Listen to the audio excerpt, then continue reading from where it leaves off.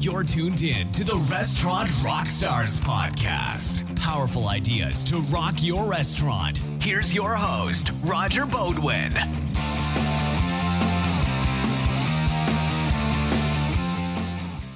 Hey guys, Roger here. You know, I've really tried my best to find a balance in life, and it's been so challenging, as I'm sure it is for you. This is, of course, one of the most challenging businesses that I've ever been in, and I don't need to tell you that. But during this pandemic, we've been really stretched to the limit, haven't we?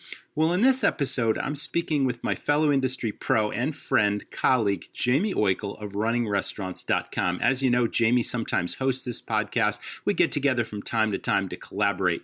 But in this episode, I call it Operator to an Operator, or From One Operator to Another. And I'm sharing my experiences getting back in this business after selling all my restaurants years ago, and then just before the pandemic, buying another restaurant. It was a turnaround situation. You know, the place was a mess when we bought it, but we saw huge potential for what it could be. And then the pandemic hits, and we've constantly pivoted, constantly shifted. Government restrictions, government bailout money, we've taken advantage of that. That's helped us a lot, you know, and then the rules change, and then they change again. I've called it street fighting because, again, you can't see around corners, but every day, you know, the corner seems to get bigger and the challenges seem to increase. So in this episode, I'm talking about everything that I've gone through in pivoting my restaurant from an old cafe into more of a market, grab-and-go bakery, takeout, liquor licenses, all those kinds of things. I think you'll learn a lot about staff challenges that we've had in getting staff back when the unemployment money that they were making was so big, and, you know, what we did to encourage them to be great employees, build what I call the dream team. And then we get into the importance of, you know, the financial controls and the staff training and the development and all the different things that you have had to go through, the increased costs of packaging for now takeout supplies and sanitizers and operating supplies and supply and demand that's increased all that. There's so many key learnings here, so I'm hoping that you stay tuned and listen on. Rockstars, from one operator to another. Before we begin today's episode, let me tell you about GoTab.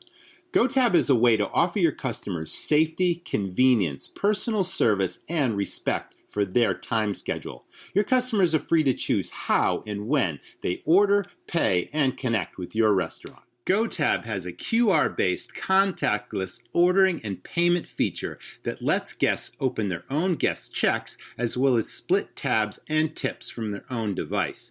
I really like the Leave at Table Pay and Go feature that helps servers spend less time swiping cards and more time serving guests. It's all about the service. Flexible menus, digital gift cards, curbside pickup and delivery, and other smart features create a personal connection with guests and leave the tech in the background. With GoTab, you can safely turn tables 30% faster while enjoying 20% higher check and tip averages. Best of all, you never lose the personal touch. I love that. GoTab helps you put hospitality first. With this podcast, they're offering free activation for curbside pickup and delivery. Just text Rockstars to 213-474-3925. I'll also put this number in today's show notes. Now, on with the episode. Hey folks, Jaime Oikle here with runningrestaurants.com. We have just an impromptu chat, and I got Roger Bodwin from Restaurant Rockstars.com online. And I was just talking with Roger, and we just wanted to touch in with you guys who are operators and see what the heck is not working and what is working right now. And the reason we just wanted to do this is, in addition to being coach, consultant, speaker, Roger is also an operator in the state of Maine, dealing with all the same things you deal with. So Roger, I want you to put your operator hat on today and talk about the little challenges you're seeing as people are coming in. They're wearing masks, not wearing masks. Staff has to quarantine, not quarantine. You got all these weird issues. So you're an operator. The sand is shifting every day. Give us some updates from your side. What do you think? Well, you know, for those of your audience that don't know my background, you know, I ran a 350-seat flagship restaurant for 2 decades, had tremendous success with that restaurant, and then sold that property. And then a little more than a year ago, pre-COVID, I bought a 65-seat breakfast and lunch place that had an existing clientele, has a really beautiful barn on the property that has potential to be a wood-fired pizza bar, sit-down venue. And that's primarily the reason why we bought this property, the future potential, not exactly what it was when we bought it. And so we operated this restaurant for several months, and then COVID hit. And now I'm in the same position that most of you are with, like Jaime says, the sand is constantly shifting under your feet. And our government restrictions did not allow, indoor dining anymore. We were forced to close for almost 2 months in March up until early May.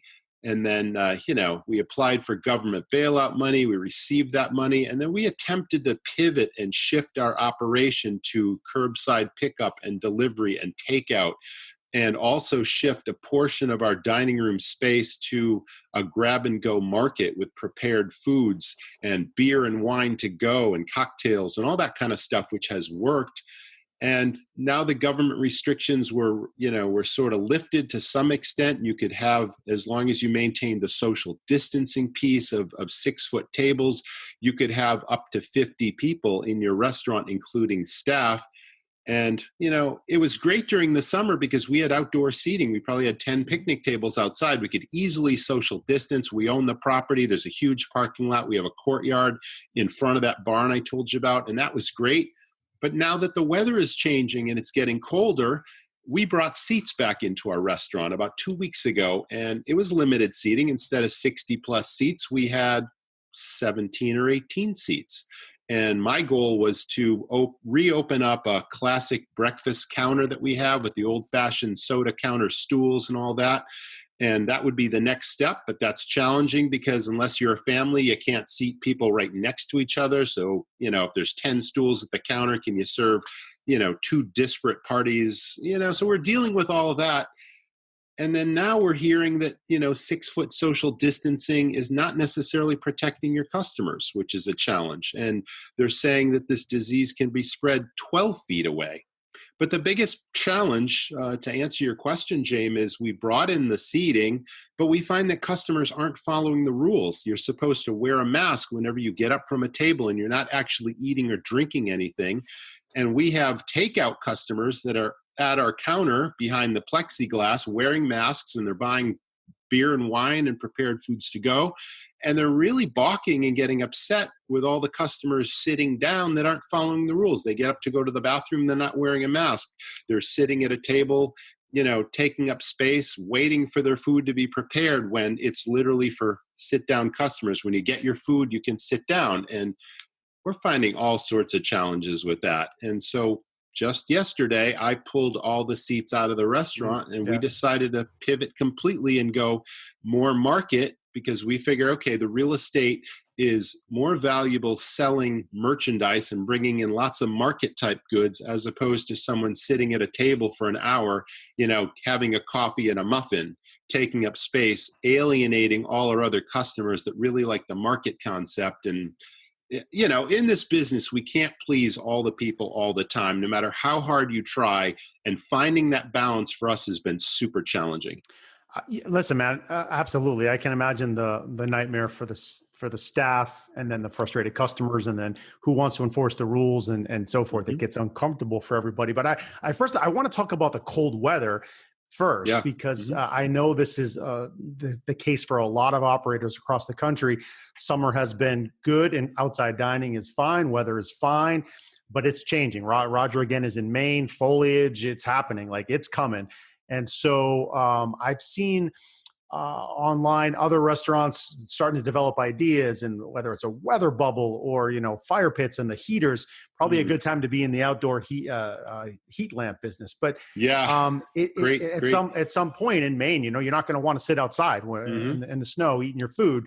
So talk about the challenge. What are some things you're going to try to do to get through the shoulder season?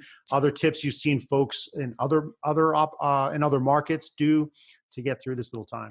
Yeah, what I'm seeing is, and certainly Well, let me start with what we've done. Okay, yes, the summer season and the early fall season has been beautiful in Maine. We brought in fire pits and those stand-up heaters probably 3 weeks ago, and we're just starting to use them now on the colder, foggier days in the morning, and it creates ambiance and it's beautiful visibility from the road, which has brought in new customers, and they tell us, hey, we've never tried this place before, and boy, you've really added to your visibility and your ambiance. Because I got to be perfectly honest with you, this business has required a tremendous investment, but curb appeal was not its strong point when we bought it. And we've been gradually, increasing that curb appeal and spending on, decorations and new signage and, paint and polish and all those things. We put in a fence in front of that barn, a beautiful vintage sort of a old rustic weathered fence that borders the property next door clearly. And we put Italian rope lights hanging from that, the fire pits, the stand-up heaters, all that looks really great from the road now.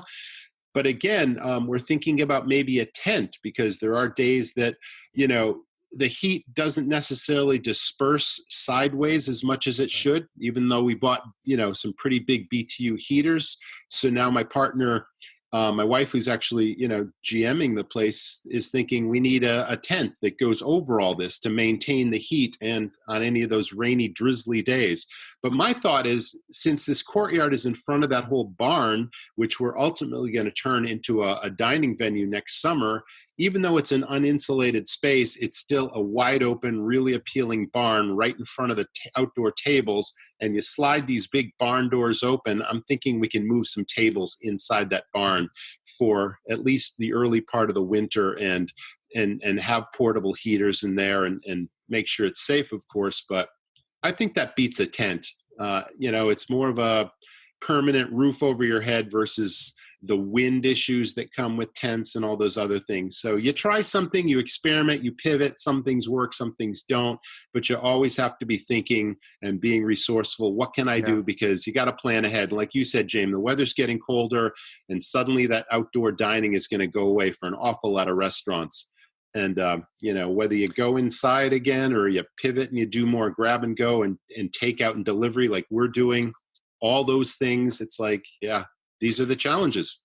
Yeah, since March, I've interviewed Roger a number of times, and we've had a couple of shows and online webinars and stuff. So we've got into this COVID stuff a lot. Today, we're just kind of impromptu talking about what challenges he's seeing. But there are so many things you can do as an operator, and you guys are doing it. You're being creative, pivoting, making sure online ordering is working, and learning about third-party this and getting email lists. Like, there's so many challenges that have gone through. But I know everyone's trying to get back more to normal.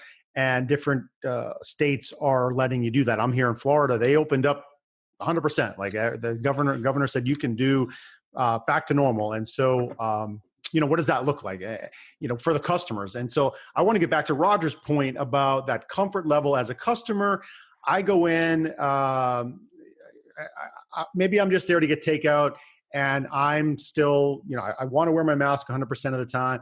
And when I go in, and so I go in and I have that environment, and then I look over and there's 50 people, walking around like it's a party. And in my mind, I'm like, oh shoot, now what's my feeling on this restaurant if they're letting their customers not follow the rules? And again, the rules are different in each state, but let's say the rules say they should be doing stuff, and now they're visually not. Customer goes back, starts to yap on social media. Hey, I love that place, but now I just don't know. I just don't know if they're taking it seriously. It's a mindset. I know you guys are in Maine. The caseloads are not that high, and yet you have to have that mindset of making sure your customers are comfortable. How do you think about it? It's such a balance, and that is such a good point. What I didn't mention earlier was we are sort of a hybrid model now, because like I said, we are part market and we were part sit-down dining, and the rules were different, because if 75% of your sales are prepared foods, meaning you've got line cooks back there cooking burgers, cooking breakfast, whatever, and you're selling that versus the market staples, the milk, the cheese, the breads, and all that kind of stuff. You could literally have 50 people in your building, but if you're just a retail enterprise, it all goes on the square footage of the building and how many people you're allowed to have inside. So when we were just doing the market before we brought the seats inside, we could only have 5 people at a time inside at the counter ordering their food, and then then they'd have to go wait outside. And then we brought in the tables, and it allowed us to have literally 50 people in the building with staff included. And now we have to go back to a limited model based on square footage. So it's like every day, like you said, the sands are shifting, and it is that balance. And how can you possibly make money when the rules keep changing? And every state is different, and every governor's restrictions are different. And restaurants pivot one way, and the next week they got to pivot another way. And when will this all stop and stabilize is on everyone's mind, because it's all about survival. I call it street fighting. Every day you're in the trenches fighting it out, trying to figure out, how do I make money in this business without, jeopardizing the safety of my staff and my customers? And it's a real balance. Street fighting 101 for sure. Yeah. Or actually it's higher level. It's 401 class now. This is college level stuff you got to figure out. Yeah. We're going to be short today, but the last point I want to talk to you about is two things real quick. One, let's go back. Let's stay with the mask and enforcing the policy. What have you been out? As a customer, you may have been out and seen stuff, or had meeting with your own staffs. Mm-hmm. How much of ninny, for lack of a better word, how much of the bad person do you expect your staff to be to the customers to enforce the rules when they, they're trying to be nice and get tips and so forth? There's a mindset between them. Plus, they want to stay safe. How do you talk about it, or have you seen other folks talk about that? Well, we are still dining out. You're right. Maine has had relatively lower cases than the rest of the country. It has not been a big outbreak state.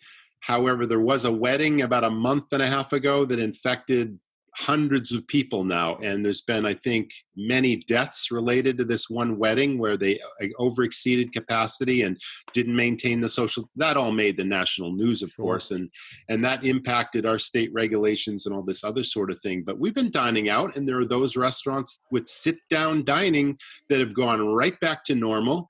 These are multi-dining room properties with maybe 200 seats.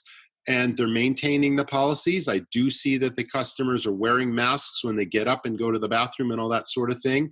And, the staff educate the customers when they come in the door. There's signs outside when you enter saying you must wear a mask at all times unless you're seated at a table. The staff are constantly sanitizing their hands. The hand sanitizer stations are everywhere. I mean, those are just the basics, of course, but it's working for these restaurants. And then there's the takeout places that, you come in and they're maintaining distancing where they're not handing you your pizza. It's put on a sanitized rack, and literally, one customer at a time approaches the rack, and it's 12 feet away from the next customer in line. And as things are ready, I've seen all sorts of that stuff.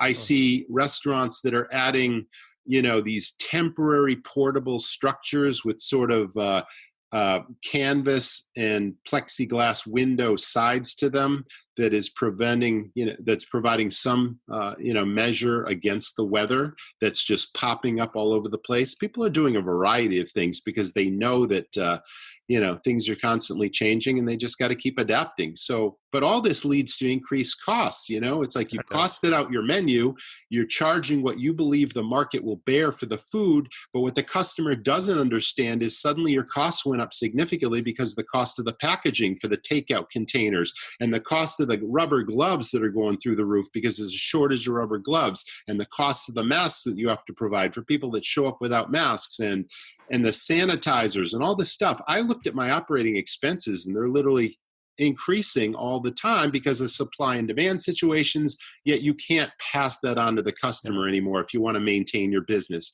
So it's like the street fighting thing. Every day you're taking another shot to the face and saying, okay, what's tomorrow going to be like? So I'm not complaining, but this is the reality, and this is what restaurants are facing. And, you just got to do your best marketing game and get as many customers in the door as you can. But it all goes down to knowing what your costs are, knowing what your daily break even is, and trying to maximize profits on what menu items you're offering. And know that chances are you're selling items that just aren't profitable to sell versus items that are super profitable. And in a perfect world, you would sell the most profitable items to every single customer that comes in the door. not just to survive this thing, but to emerge stronger when all this thing is over. And that's a system that you need in place in your restaurant. Yeah, that's right. I got one more question for you, but just to revisit Roger's point there about the systems, and I've talked with him. You can go to the site, and there's some more content from Roger and I about all the things he just talked about: fixing your menu planning, doing your menu costing, making sure you're profitable, especially now. But Roger does have systems for that on his site, restaurantrockstars.com, that you can buy today. Click a button and be digging into the stuff. Absolutely, to get that stuff dialed in. So make sure you check that out. But last question is staff coming back in. I read a good piece the other day from an operator where they're interviewing all the people coming back in, almost like a reapplication process. It's a great chance to weed out people that maybe weren't a great fit before when the labor market was super tight. Mm-hmm. Now, good news, bad news, right? A lot of people had to lose their jobs, but now they're coming back in. You have a chance to pick the best ones, or even folks to work for other places. Tips you would share about the re-interview process? Do you just take them back with a blank, just a boom, like take them right back in? Or should you, in fact, re-interview them and re-energize them for the future? What have you done, or what would you recommend other restaurant operators do? Yeah, we've done that multiple times since March. The very first opportunity was when our restaurant and many other restaurants were forced to close, not permanently, of course, but temporarily when COVID first hit, and you no longer could have sit-down dining in a restaurant. So you had to close and re-engineer. So that allowed a lot of, obviously, everyone's familiar with people collecting unemployment and the federal benefits. And there was a challenge even bringing people back because they were making more money on unemployment than in your restaurant. But literally, when you close for weeks and weeks and weeks, that gives you an opportunity to re-interview the people that are interested in coming back. And then all the restaurants that have closed since, there's some very talented people out there who've been looking for new jobs. And my philosophy has always been weed the garden. It's not about loyalty. It's not about longevity. It's about who's the best person for the job, who's going to build our business, who's going to be an ambassador for the business, who's going to sell, who's going to make friends with the customer, who's going to be the most productive, who's going to clean, who's going to be someone that is part of what I call the dream team staff. And just because someone's worked in your place for a year or two, if they're not the best at what they do, there's always an opportunity to find somebody new. So it started when we closed and we re-interviewed those people that wanted to come back, but we also found new candidates that were looking for new jobs because their places have closed. And, there is turnover still in this business. We've had numerous, kitchen people that have come and gone during this crisis, partially because of the unemployment thing, partially because they were good at cooking, but they didn't want to clean. They didn't want to take safety procedures to heart. So we've had to replace those with new people. It's an ongoing process, and it's a moving target during COVID for sure, because it's so easy when business as usual to take the time. I won't say it's easy, but it's time that you have to spend, because staff training is the backbone of your business, because they represent your business in front of the customer, and they're either building your business and making friends with your customer, or they're turning them away. So you constantly have to take the time to train your staff, develop them, recognize and reward them, and build what I call the dream team staff. We have a system for that, of course, and we implement that just about every day. I believe training should happen in a restaurant every single day, even if it's 5 or 10 minutes in a pre-shift before you open the doors for business. It's like a team huddle before the Super Bowl. You get people fired up. You talk about, what's the customer experience going to be? What are we going to suggest? What are we going to tell the customer about that they may not know about? And just turn them on to a great experience and hopefully build their affinity and loyalty to our business. So training is super important. But yeah, keep that in mind. Weeding the garden is something we've always practiced. And just because you've been there for a couple of years doesn't mean that you're irreplaceable. And even if you think you really need somebody, you never know what's around the next corner. So always keep your eyes and ears open. And then we've always had great success having referrals from other A-team players saying, hey, who else isn't satisfied or happy with a current job they might have? And who do you think would fit our chemistry, our team here? And then do the recognition and rewards thing. And pretty soon you'll have your own dream team staff. But it takes effort and it takes time and homework, but anything worthwhile really does. But nothing is more powerful for your business's success than building that team that represents your brand and your business. Great. Yeah. Yeah, Roger. Absolutely. Yeah, we've talked about this in distinct sessions with Roger. But for an hour, we'll talk about people. So we could go on and on there. It's a passionate subject to have the right people in place. So let's wrap up. That was kind of an impromptu session today. We ran about 20 minutes. Ended up hitting a lot of things. I really do like that phrase, weed the garden, Raj. And building the dream team, you have to do that. And now one of the many silver linings of this process is the opportunity to do that, to get better teammates involved in your business for moving forward. And if you do get the right ones, you can do that on turbo mode. So that's super important. We talked about the cold weather that's coming and some ideas there. We hit on, the rules and the staffing and all those, just the punches in the gut that operators are continue to getting. Pivoting, shifting, all those things. So you can check out Roger and his great resources at restaurantrockstars.com. He's got a podcast there you can subscribe to. He's got lots of great products and services you can buy, as well as reach out to him for coaching consultants. So restaurantrockstars.com. For more great resources from us at runningrestaurants.com, you'll see 1,000+ articles on marketing and operations and service, ongoing coverage like this for operators to help you just going through what you're going through. So, Roger, thank you, sir. We'll see everybody soon. Jim. Great. Stay well, everyone.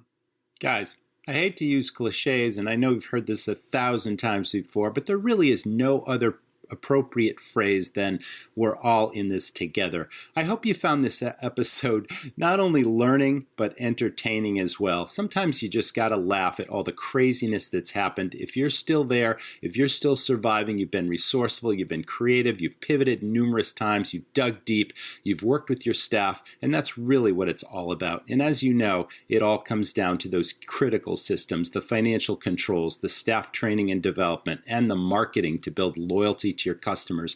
Get them to leave online reviews, get them to really enjoy and appreciate not only your food and drink, but your staff as well, and the experience you're providing. That's what it's all about.